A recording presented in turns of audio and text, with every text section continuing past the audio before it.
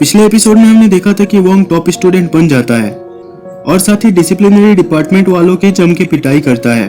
अब एपिसोड 8 की शुरुआत होती है जहां हम डॉबिन को देखते हैं जो एक डिसिप्लिनरी डिपार्टमेंट के स्टूडेंट को बोल रहा होता है कि धीरे से, बिल्कुल शोर मत करो, वोंग अभी सो रहा है।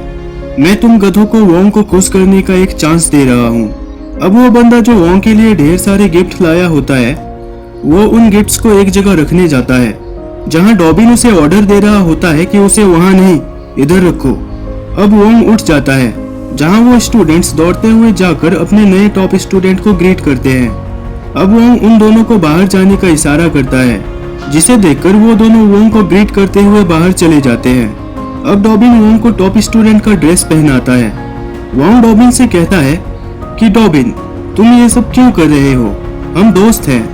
डॉबिन वोंग से कहता है कि ये यूनिफॉर्म तुम पर काफी अच्छा लगता है, जिसे लगाकर तुम और ज्यादा हैंडसम लगते हो।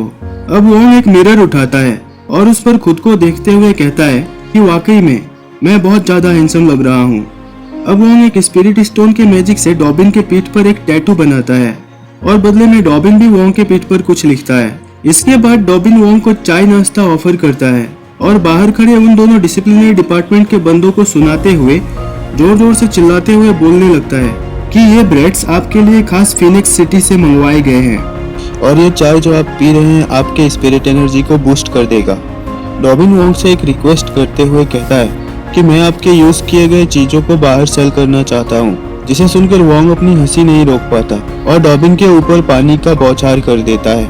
डॉबिन कहता है कि आपको नहीं पता कि आप कितने फेमस हो गए हैं, इसीलिए मैं आपके यूज किए गए सामान को बाहर बेचना चाहता हूँ।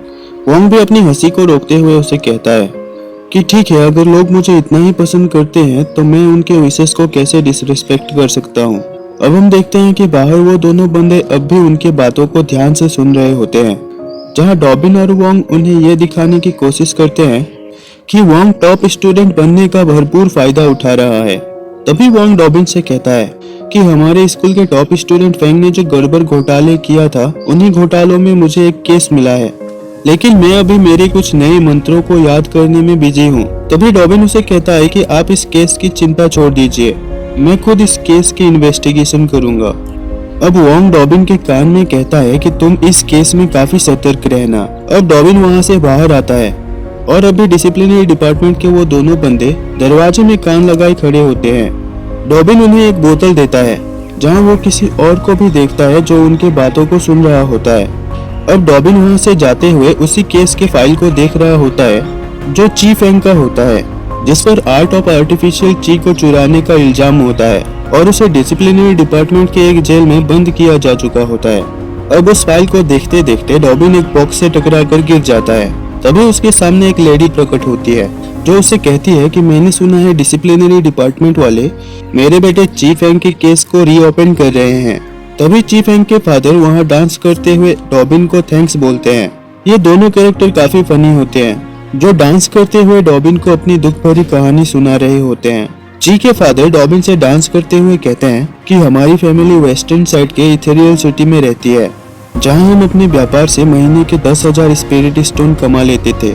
हम सब एक खुशहाल हैप्पी फैमिली थे, लेकिन एक दिन हम सबको किसी ने धोखा दिया जिसने आर्ट ऑफ आर्टिफिशिंग को चुराकर उसका इल्जाम मेरे बेटे पर लगा दिया। जहां उनका डांस परफॉर्मेंस डॉबिन बैठकर काफी एंजॉय कर रहा होता है।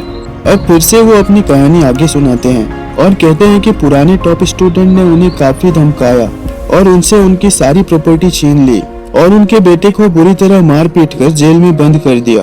अब उन्होंने सुना है कि स्कूल में कोई नया टॉप स्टूडेंट बना है जो काफी ईमानदार और न्याय पसंद इंसान है।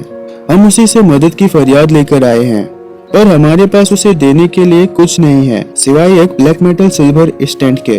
अब हम देखते हैं कि डॉबिन वहाँ नोटिस करता है कि अब भी वो डिसिप्लिनरी डिपार्टमेंट के बंदे कान लगाए उन्हीं के बातों को सुन रहा होता है और यही एपिसोड खत्म हो जाती है।